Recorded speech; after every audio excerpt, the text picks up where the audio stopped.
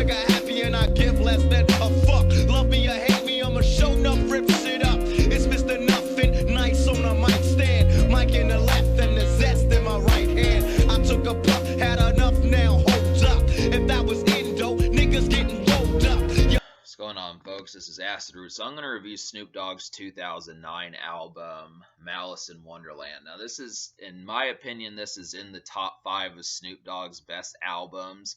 I would definitely kind of say it's up there with Doggy Style. It's up there with Blue Carpet Treatment. It's up there with No Limit, Top Dog. Those would be a few other ones I'd choose. This is definitely in there. I mean, there's just a number of mixtures that kind of go along with that. But I definitely felt like Snoop Dogg definitely nailed, like, the quantity of songs on here and then the effectiveness of how he did it, because this is like a major album for the ladies. There are more than 3 or 4 cuts for women on this project, but then he also has he splits it right down the middle and also gives folks some pretty thuggish and gangsta tracks like he was known for in the past.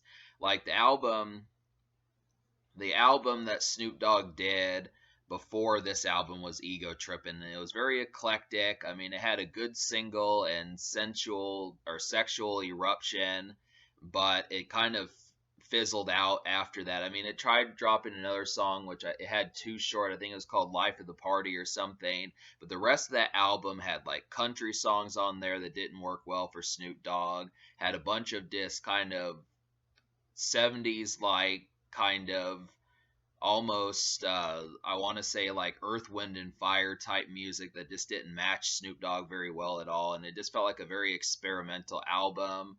And like also his 2006 album Blue Carpet Treatment kind of got his Blue Carpet Treatment album kind of got like the plug pulled on it, just because for one thing Akon had one of the bigger songs on here. I mean, he split the song with Akon that hit #1, but it was kind of more Akon song. Vato didn't do that well, and That's That Shit was one of the few songs that really had like, I mean, it was just pretty quiet for Snoop Dogg to have that be like his only real hit off that project. I mean, but 3 out of 5 or 4 out of 5 of the singles off of Snoop Dogg's Blue Carpet Treatment were either not his or just underperformed for that. So I really feel like that was kind of an underwhelming Snoop Dogg project. And so it had really been since like Rhythm and Gangsta since Snoop Dogg had really crested. But yeah, I feel like this is a return to form. Has some great songs on here that kind of have for the guys and for the gals, where it's kind of in between, and it has a bunch of stuff. And this is surprising how concise this project is, because a lot of people tend to bog down Snoop Dogg for his lack of consistency and kind of spottiness and diciness that he normally typically kind of has. But I definitely feel like for the most part what I typically do with Snoop Dogg albums is I just pick like the best 3 or 4 or 5 songs on the album, and I just add it to like the other 40 or 50 songs by Snoop Dogg I like, because the guy has like over 15 albums at this point that he's put out. So you're bound, I mean, at this stage, it's not like it's expected for him to keep dropping classics like Doggy Style. And that's something to keep in mind. But I do feel like this is like a bonus kind of care package, just to kind of say that he could drop a classic album where he provoked enough to do it. So I give him that, you know. This album had 3 singles from it. They were kind of, I mean, they're not immediate listens, but they kind of, I mean, at least 2 out of 3 of them are not immediate listens, but they do have an overall kind of slow burn and kind of roundabout appeal towards them. I just think that they're not exactly immediate hits for Snoop Dogg, like Gin and Juice and like Lay Low and Drop It Like It's Hot and Let's Get Blown and Beautiful with Pharrell and some of those type songs. I really feel like these are kind of like B or second tier, maybe even third tier Snoop Dogg hits. I mean, it's okay to call these songs by Snoop Dogg third tier because, like I said, he has over 15 albums, but none of these I would really expect, minus I Wanna Rock. I'd say I Wanna Rock is a surprising hit that kind of has like some crunchiness to it, but the other 2 really feel like kind of background music for Snoop Dogg singles, in terms of like if he had a greatest hits album, I don't think these songs would make the cut probably. Gangsta Love might, but I definitely don't think Pronto would. But all right, I'll talk about Gangsta Love. So this is kind of like a real mellow song for the ladies, this real kind of romanticized and more of a relationship song than what Snoop Dogg typically kind of does. I mean, it's called Gangsta Love, but it does kind of feel more romantic than just like a fuck session type song.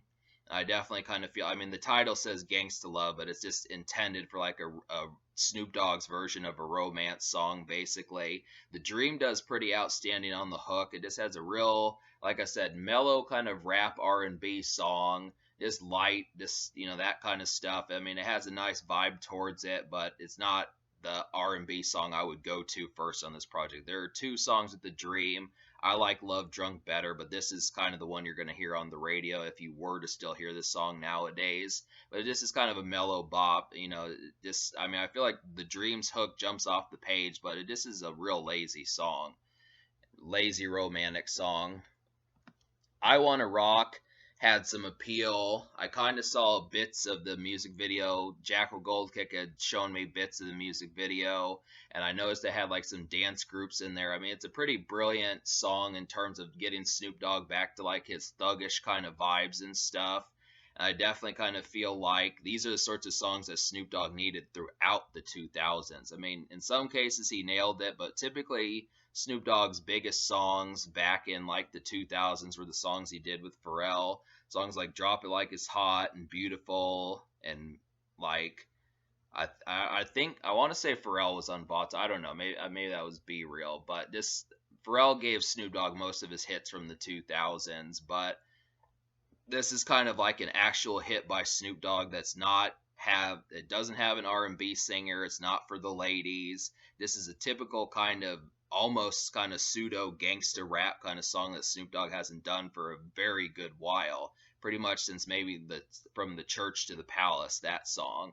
It's pretty good. I mean, I appreciate the effectiveness of it. I like the beat on there, real kind of slinky and kind of like a breezy kind of bop. But it's just, I mean, once again, this is not first tier, like immediate hit that I would say from Snoop Dogg. I mean, this is kind of like the secondary. I mean, it's not secondary in quality, but I feel like it's secondary in terms of what most people bring up first from Snoop Dogg. But it's a good song, definitely the best of the three singles. And then Pronto, number 3, has Soulja Boy on there. And the thing about this song, they have each of them drop 2 verses on the song. So it's a 4-verse song. It's relatively long, but this really feels like more of a Soulja Boy song. I mean, really, Soulja Boy does the hook. He does the first and the third verse. Snoop Dogg does the second and the fourth verse. And it just feels like something from like 2008 or 2009. I mean, that's when it came out. But just to kind of say, this really feels like circa the way rap kind of was with the internet and YouTube kind of rap, and it just is a Snoop Dogg version of that. And it just doesn't, I mean, it's a good song, but it's probably not one of my go-to Snoop Dogg songs. I like it, and it's gonna get racked up as one of the hits on the project, but it just overall feels kind of out of character for Snoop Dogg and kind of almost awkward.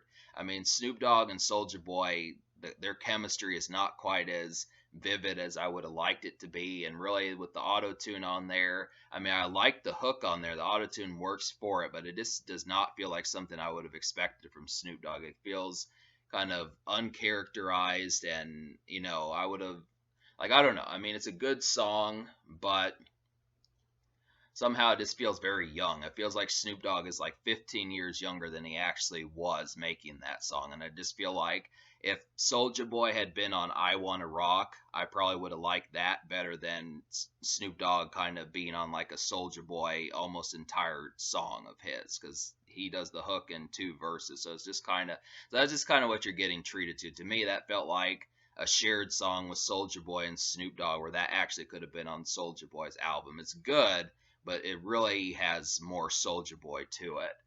And but those are the 3 singles. Like, I appreciated them, but the thing about this album for me to notice is, I hate to say it, I'm going to give this album a high score, but I'm doing it just because of the sheer quality of it. But a lot of this album really shows its age.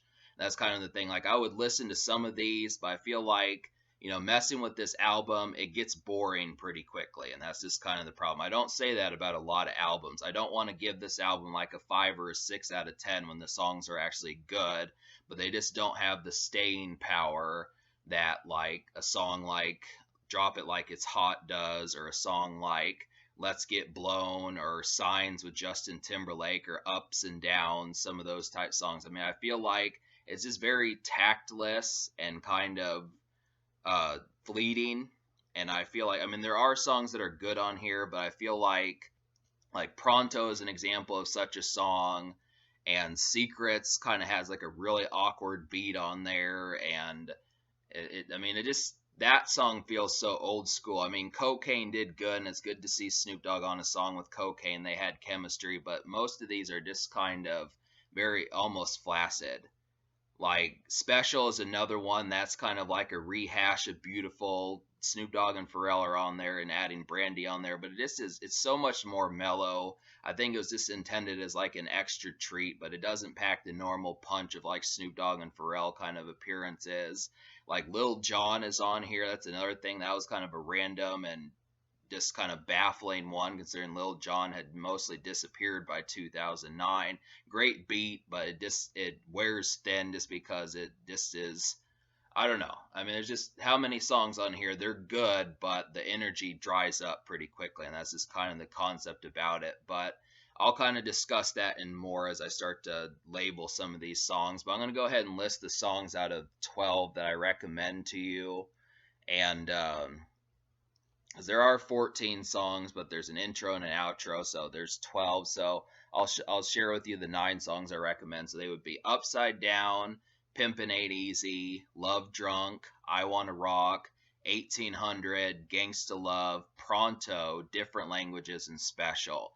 So partially about these, there are a lot of songs for ladies on here, but considering that most of them are not singles, they feel kind of like B-list Snoop Dogg songs in terms of what to do with it. I mean, they are good, but these are mostly just album cuts. I mean, there's nothing that has like the instantaneous appeal. Like Gangsta Love is pretty lazy, and it just is kind of off key somewhat to really. The situation is I don't feel like the instantaneous. Like I feel like Beautiful is a better song than Gangsta Love, and it's kind of the same thing with like Sexual Eruption being better than Gangsta Love. It's just a lot more mellow and way more of like a lazy song. It's kind of a tertiary song, I would definitely have to say.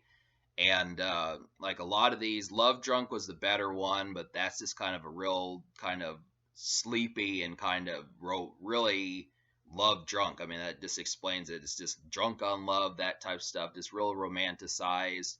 But there's lots of lady songs on here, and then the songs for the dudes, like 1800 and Upside Down with Nipsey Hussle and Problem. It's kind of the concept about it is these moments. I mean, those moments are actually good. I feel like the songs for the guys just have more staying power than the songs for the girls. And there's something about it. I mean, I've got a lot to say about this project, but trying to convey it kind of gets, I'm trying to juggle it here. But like I Wanna Rock, 1800, and Upside Down all kind of have more kind of value in terms of like the pungentness of typical gangster rap Snoop Dogg, but it's just very fleeting, few and far between. 2 Minute Warning felt like kind of a pointless song. That felt really redundant. I mean, the beat was not good enough. Just kind of an awkward. It was kind of ghoulish, but kind of awkward. Just didn't really have a point. He should have given the title an actual topic rather than just a 2 minute warning, which is just basically trying to be a lyrical song. And That's the Homie had a pretty god awful beat from Donja. I just feel like that was just a horrid kind of opera sounding, but just trying to be shrill and shriekish, but just did a horrid job. I don't know what they were aiming for with that one. And then Secrets was kind of awkward just because it felt like ripped out of 2000 or 2001. I mean, Cocaine did great on there, but it just was the most awkward song on here, and the beat was just way too old school for what this album was trying to do. But hard, what I'm trying to say is hardcore rap fans, hardcore Snoop Dogg fans, it's easy hits, but just depending upon who you hang with and how much of like appeal it kind of has, where it kind of depends more on like the flow of what's going on. Because I feel like if things are kind of centered and I feel like in a more social vibe and kind of a more smoke session, flirt session kind of stuff, a lot of this is not really meant for that. Like Pimpin' Ain't Easy, Special, Secrets, Love Drunk, and Gangsta Love are all kind of slow tempo, mid tempo kind of Snoop Dogg songs where the energy from it is just not quite as festive for really having those moments. Because this album feels like in two ways. It kind of feels like pseudo gangsta rap, like I'm still kind of back on my bullshit type stuff, still feeling somewhat thug, but then also really kind of in a relationship at the same time. And it feels like these songs, there's not really songs that kind of have like, I want to hit and quit and kind of rip clothes kind of sexual stuff going on here. I think that that's kind of the concept. Most of these are kind of, like I said, more romanticized, and that's kind of the concept. So it just has, but the thug songs are just very short lived, and they don't have quite the staying power. They just kind of feel fleeting and very much just at face value. Yeah, just more romanticized songs for ladies, kind of somewhat their thug songs, and that's kind of what you have. So I'm gonna give this album a 9 out of 10. I would almost give it an 8 out of 10 just because in terms of, I like 9 songs on here, but in terms of the ones I would listen to on a regular basis when they came up, I would definitely pick I Wanna Rock and Upside Down, Pimpin' Ain't Easy, and Love Drunk, but there are a lot of moments that are just way more mellow and kind of just sedate than I would almost expect to have on here. And I just feel like the energy is good. It definitely is quality, but the precision behind it is just a lot more, not necessarily softer, but just not quite as feral. And that's kind of the thing. It just feels like the venom was just not, the venom was just not there this time. And it's not to say it's bad, but songs like I Wanna Rock, if you mess with I Wanna Rock and you're expecting like more songs like that, doesn't really happen. It just has a different kind of pitch, and that's something to pay attention to. Even 1800 is just to me like a pretty festive smoke song, but even that's really short lived. That's the only real one where Snoop Dogg pretty much remotely talks about smoking and designating it to a song. So that's just kind of the thing. But, I've got a lot to say about this album. I know it's kind of lengthier, but that's kind of the concept about it. So, 9 out of 10, I'll give this. The social score, I'll give like a 6.5 out of 10 because I feel like Gangsta Love is good, but like I just don't know the likelihood of hearing it, and it's kind of like a hollow kind of R&B song. I mean, it's good, but it just feels so off the wall and off to the side. It just doesn't have the energy of like, like Beautiful, the overall star power of Beautiful and Sexual Eruption, and That's That Shit with R. Kelly. It just feels like Gangsta Love is kind of off to the side. Pronto is kind of the same thing. That's more of a Soulja Boy song. And then I Wanna Rock is a surprise hit, but it just doesn't have enough of like the energy to really have one single out of 14 songs carry the whole project. But I'm talking like I'm giving this album a 4, but it's just like I'm saying this album is kind of good, but it just wears thin. It's just good stuff, but it does not have the staying power. So, but yeah, that kind of happens to be the concept. So I would say for the future, Snoop Dogg just dropped an album back in February called Back on Death Row, and he'll probably be back soon enough, and we'll see what happens. But I would like him to drop another album like this, just with more kind of concision as far as trying to have like more duration, because it just feels like this is a very ephemeral project, and it's good, but it feels really hollow. That's kind of the thing. It just feels a lot more hollow than I would have expected from a Snoop Dogg album.